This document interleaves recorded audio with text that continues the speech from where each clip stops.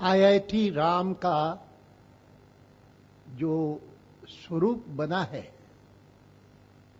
उसकी झलक पाते पाते नरेंद्र भाई से और मुझसे दिखाने वालों ने पूछा कि आज कौन से कार्यक्रम हुए और इसके बाद भी कोई कार्यक्रम है। मैंने ही उन्हें उत्तर दिया। मैंने कहा आज कार्यक्रम तो 3 और भी थे, लेकिन मैं मानता हूं कि आज के मेरे कार्यक्रमों में सर्वाधिक महत्वपूर्ण कार्यक्रम ये अभी का है।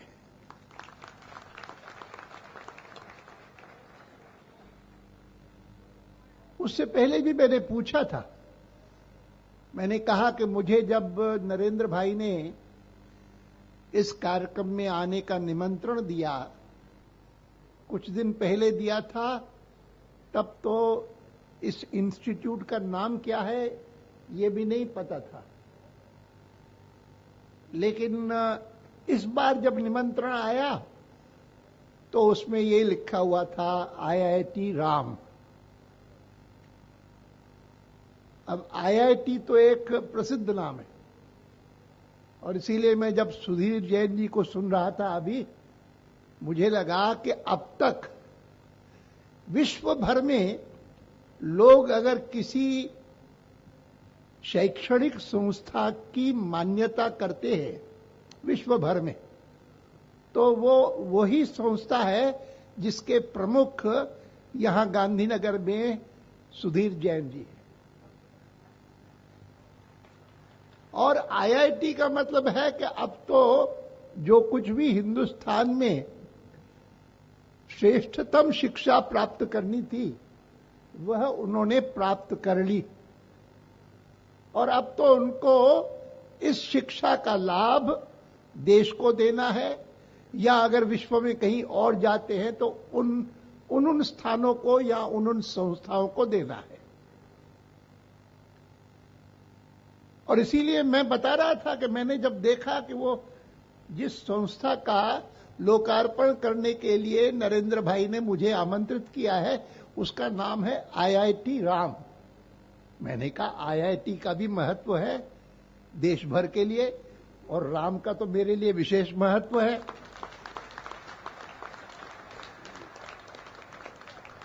और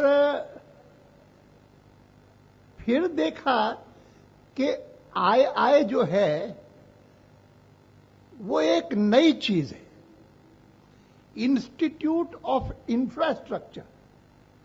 उसके बाद टेक्नोलॉजी आता है, उसके बाद रिसर्च आता है एंड मैनेजमेंट आता है। मैंने उसी समय साथ में जितने लोग थे उनमें से किसी से पूछा कि हिंदुस्तान में कोई ऐसी दूसरी संस्था है क्या कि जहां पर इंफ्रास्ट्रक्चर की शिक्षा दी जाती हो। तो कम से कम जो लोग वहां थे उन्होंने कहा ध्यान में तो नहीं आती कि इंफ्रास्ट्रक्चर की कोई और संस्था है।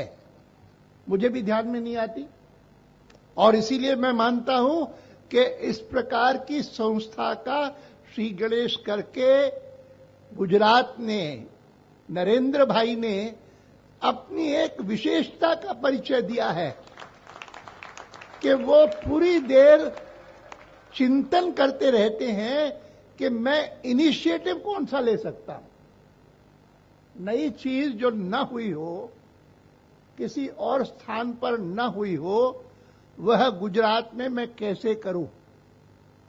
और ये कोई कम महत्व का पहलू नहीं है, साधारण गुण नहीं है, एक असाधारण गुण है उनमें कि जिसको मैंने वर्षों से देखा है। जब वो शासन में नहीं थे, मैं जिस पार्टी के माध्यम से जीवन भर देश की सेवा करता रहा हूं, पहले राष्ट्रीय स्वयंसेवक संघ के माध्यम से, आगे चल करके भारतीय जनसंघ के माध्यम से, और जो भारतीय जनसंघ स्वतंत्रता प्राप्ति के बाद पहली पहली राजनीतिक संस्था बनी थी कि जिसमें डॉक्टर श्यामा प्रसाद मुखर्जी ने और राष्ट्रीय स्वयंसेवक संघ के श्री गुरुजी ने, दोनों ने मिलकर के और ये बनाया था। और जो भारतीय जनसंघ आज भारतीय जनता पार्टी के रूप में कार्य करता है। मैं आज प्रातःकाल ही अपने साथियों को बता रहा था कि मैं पहली बार अहमदाबाद में 1945 में आया था, जिसका अर्थ है कि कितने साल हो गए आज।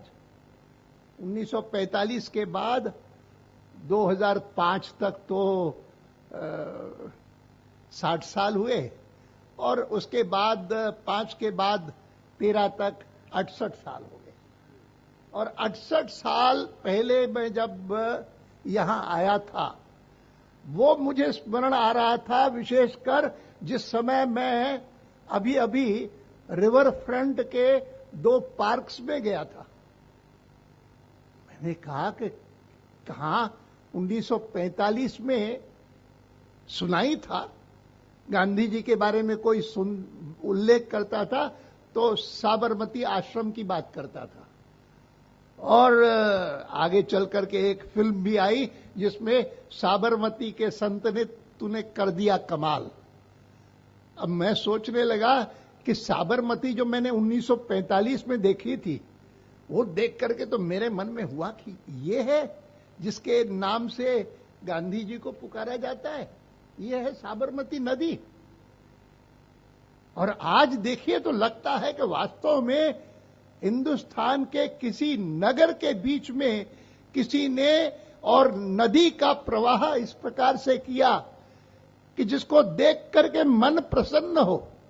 जहां पर देख करके जो पार्क्स बनते हैं, उन पार्क्स को संचालित करने वाले लोग आनंदित अनुभव करते हो, और उस नगर के बीचों बीच बहने वाली साबरमती नदी में अगर कोई किसी नाव में बैठ करके या किसी लॉन्च में बैठ करके और जाता है 9 किलोमीटर, उसकी जो पूरी लंबाई है, तो कितना आनंद आएगा। हिंदुस्तान में तो कम से कम दूसरा स्थान ऐसा नहीं है कि जहां पर इस प्रकार की नदी हो। यूरोप में हम में से कोई गया होगा तो पेरिस याद आएगा और कहीं का स्थान याद आएगा, लेकिन हिंदुस्तान में तो नहीं आएगा। और ये सारी की सारी बातें इन्हीं दिनों में हुई हैं, देखते देखते हुई हैं। जैसे ये IIT राम बना है तो मन में खुशी होती है, गर्व होता है कि उनको बनाने में भी योगदान किया। तो जो अब तक सबसे बड़ी और मान्यता प्राप्त और प्रतिभाशाली उसका प्रमुख सुधीर जैन, उन्होंने इसकी कल्पना में और विस्तार किया और वर्कशॉप की और आगे बढ़ाया।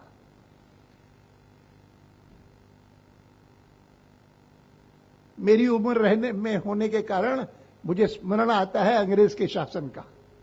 लोगों को बहुत कई बार कल्पना नहीं होती। लोग समझते हैं कि अंग्रेज तो अच्छे लोग थे, भले लोग थे, अच्छा शासन करते थे।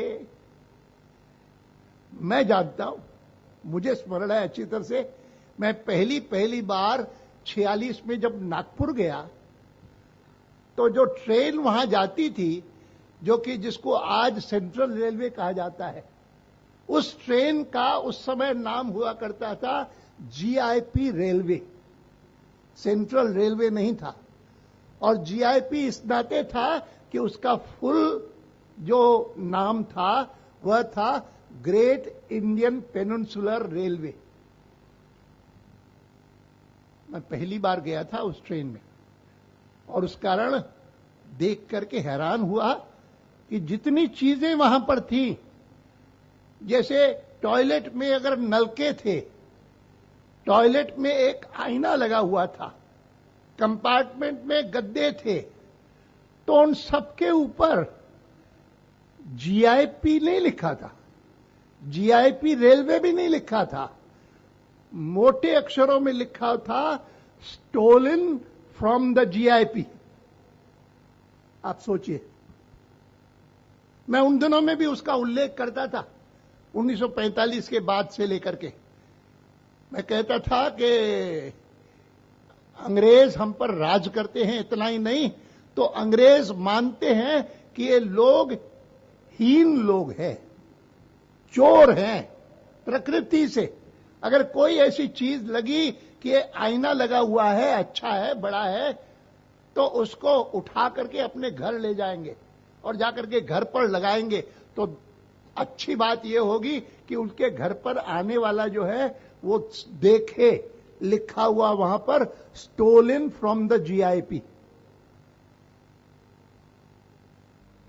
हीनता का भाव मन में होता था, ह्यूमिलिएशन होता था कि ये कैसा शासन है हमारा, जितनी जल्दी इस शासन से हम मुक्त हो जाएं उतना अच्छा होगा, ये मन में इच्छा होती थी।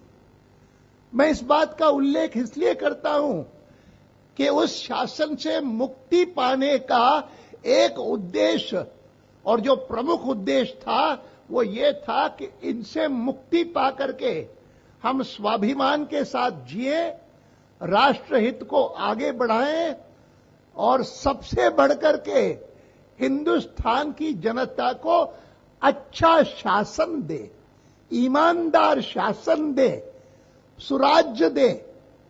और ये कल्पना कार्यान्वित करने के लिए ही भारतीय जनसंघ का निर्माण हुआ, जो आज भारतीय जनता पार्टी के रूप में कार्य कर रहा है। और आज मैं गर्व के साथ कह सकता हूं कि हां, केंद्र में तो हमारी सरकार एक ही बार आई। 6 साल तक वाजपेयी जी हमारे नेता थे, 1998 से लेकर के 2004 तक। प्रदेशों में कई बार आई, कई स्थानों पर आई, और विगत 20-25 सालों में तो जिस प्रकार से गुजरात में हमारे शासन ने और नरेंद्र भाई के नेतृत्व में जिस प्रकार से काम किया है, आज उसकी भूरी भूरी प्रशंसा देश में ही नहीं, देश विदेश सब जगह होती है। बहुत खुशी होती है। और उसकी व्यवस्था में इस प्रकार की संस्थाओं का बहुत बड़ा हाथ है कि जहां इंफ्रास्ट्रक्चर कितना अच्छा होना चाहिए इसकी चिंता की जाए, इंफ्रास्ट्रक्चर इंजीनियरिंग की भी चिंता की जाए, तो इंफ्रास्ट्रक्चर मैनेजमेंट की भी चिंता की जाए। वाजपेयी जी के साथ काम करने का मुझे सौभाग्य मिला, और मुझे याद है कि शुरू में ही जब सरकार बनी तो आर्थिक क्षेत्र में सर्वाधिक महत्वपूर्ण बात क्या है, इसको सोचा तो वाजपेयी जी ने कहा कि सर्वाधिक महत्वपूर्ण बात है कि हिंदुस्तान का इंफ्रास्ट्रक्चर बढ़िया हो, और इंफ्रास्ट्रक्चर पर पूरा जोर डाला, सारा का सारा जोर उसी पर डाला। लोग आकर के कहते थे कि हम विदेशों में जाते हैं तो विदेशों में सड़कें इतनी अच्छी हैं, इतनी बढ़िया है, हिंदुस्तान में क्यों नहीं? वाजपेयी जी ने कहा हिंदुस्तान में भी हो जाएंगी, और वो सब जितना काम हुआ उस समय, उनमें सर्वाधिक महत्वपूर्ण इंफ्रास्ट्रक्चर का काम था। हां, ये बात जरूरी है कि क्योंकि भारत सुरक्षा के लिए भी हमेशा चिंतित रहा है, इसीलिए सरकार बनते ही, सरकार बनी 1998 के फरवरी में, और मई का महीना भी बीतने नहीं दिया कि एनडीए की सरकार ने वाजपेयी जी के नेतृत्व में भारत को एक अणु शक्ति बना दिया, पोखरण में, और अणु विस्फोट करके, और हमने एक भारत को एक ऐसा स्थान दिया कि जिसके कारण विश्व भर में उसका आदर होने लगा।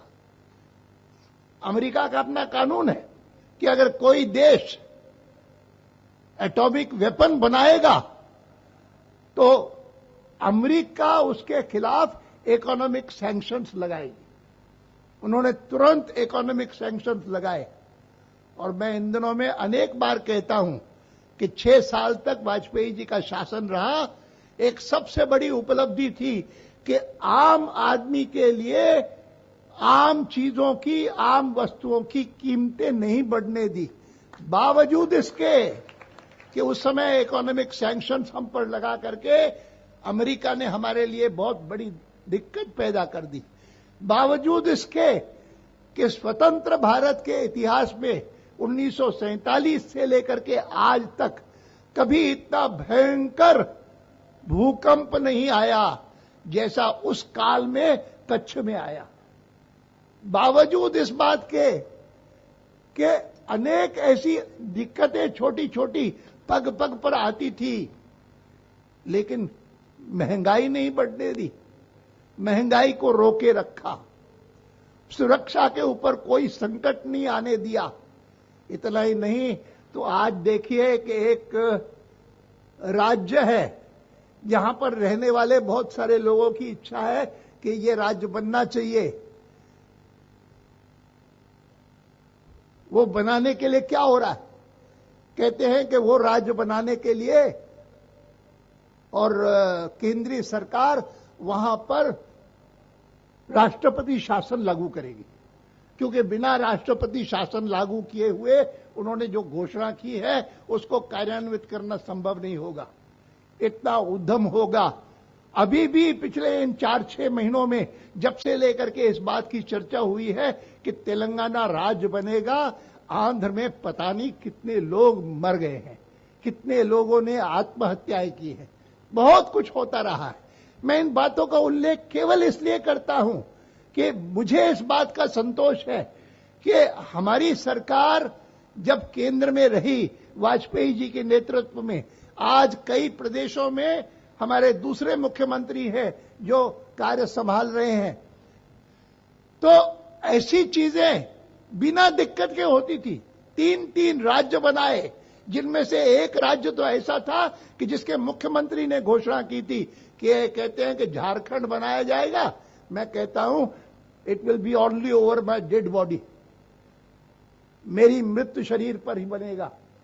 कोई मृत्यु किसी की नहीं हुई, वो भी उसमें सम्मिलित हुए और तीनों राज्य बड़े बिना दिक्कत के सहज रूप में बन गए।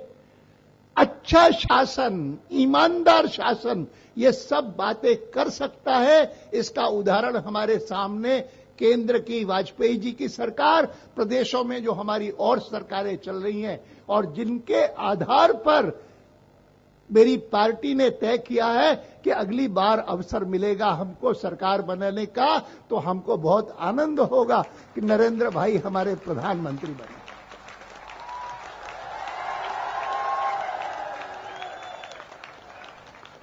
मैं इन बातों का उल्लेख इसलिए करता हूं क्योंकि मैं समझता हूं कि इस प्रकार की संस्थाएं बनाना, इस प्रकार के संस्थानों का निर्माण करना और जिसमें जितनी चीजें देश को उन्नत कर सकती हैं, उन उन्नत करने वाली चीजों का प्रशिक्षण दिया जाए, दुनिया भर के लोगों को उसके साथ जोड़ा जाए। ये जो कल्पना की और बता रहे थे सुधीर जी, ये सारी बातें बहुत उत्तम है और मैं विश्वास करता हूं कि इस दिशा में बढ़ते बढ़ते, मैं तो हमेशा कल्पना करता था कि भारत स्वतंत्र होगा तो स्वतंत्र होने के थोड़े दिन बाद ही, कुछ ही दशकों बाद ही, हम दुनिया के देशों की पहली पंक्ति में खड़े होंगे।